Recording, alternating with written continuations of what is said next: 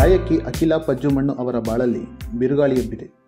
Colours ಕನ್ನಡದ reality show ಆದಂತಹ ಕನ್ನಡದ ಕೋಗಿಲೆಯಿಂದ ಪರಿಚಿತರಾಗಿದ್ದ ಅಖಿಲಾ ಪಜ್ಜಿಮಣ್ಣು 3 ವರ್ಷಗಳ ಹಿಂದೆಯಷ್ಟೇ ದಾಂಪತ್ಯಕ್ಕೆ ಕಾಲಿಟ್ಟಿದ್ದ ಅಖಿಲಾ ಪಜ್ಜಿಮಣ್ಣು ಇದೀಗ ಡೈವರ್ಸ್ ಫೈಲ್ ಮಾಡಿದ್ದಾರೆ.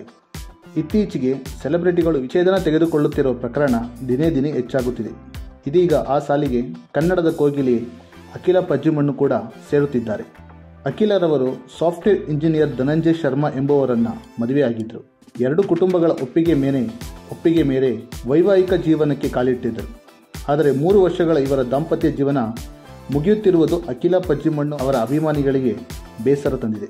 ಮದುವೆಯ ನಂತರ ಅಮೆರಿಕದಲ್ಲಿ ವಾಸವಿದ್ದ ಅಖಿಲಾರವರು ತನ್ನ ಗಂಡನ ಜೊತೆ ಇದ್ದಂಥ ಕ್ಷಣಗಳನ್ನು ಸೋಷಿಯಲ್ ಮೀಡಿಯಾದಲ್ಲಿ ಶೇರ್ ಮಾಡಿಕೊಳ್ಳುತ್ತಿದ್ದರು. ಆದರೆ ಇತ್ತೀಚೆಗೆ ಅಖಿಲಾರವರು ತಮ್ಮ ಎಲ್ಲ ಖಾತೆಗಳಲ್ಲಿ ತಮ್ಮ ಜೊತೆ ಇದ್ದಂಥ ಗಂಡನ ಫೋಟೋಗಳನ್ನು ಡಿಲೀಟ್ ಮಾಡಲಾಗಿದೆ ಎಂದು ಹೇಳಲಾಗುತ್ತಿದೆ. ಜೂನ್ 12ರಂದು ಇಬ್ಬರು ಪರಸ್ಪರ ಒಪ್ಪಂದದ ಮೇರೆಗೆ ಡೈವರ್ಸ್ ಫೈಲ್ ಮಾಡಿದ್ದರು. ಜೂನ್ 12ರಂದು ಇಬ್ಬರು ಪರಸ್ಪರ ಒಪ್ಪಂದದ ಮೇರೆಗೆ ದೂರವಾಗುತ್ತಿದ್ದು, ಜೂನ್ 20ರಂದು ಅರ್ಜಿ ವಿಚಾರಣೆ ನಡೆಯುತ್ತಿದೆ. 23 ವರ್ಷಕ್ಕೆ ಮದುವೆ ಆಗಿದ್ದ ಅಖಿಲಾ ಪಜ್ಜಿಮಣ್ಣುರವರು 26ನೇ ವರ್ಷಕ್ಕೆ ದಾಂಪತ್ಯ ಜೀವನವನ್ನು ಕೊನೆಯಾಗಿಸುತ್ತಿರುವುದು ದುರದೃಷ್ಟಕರ.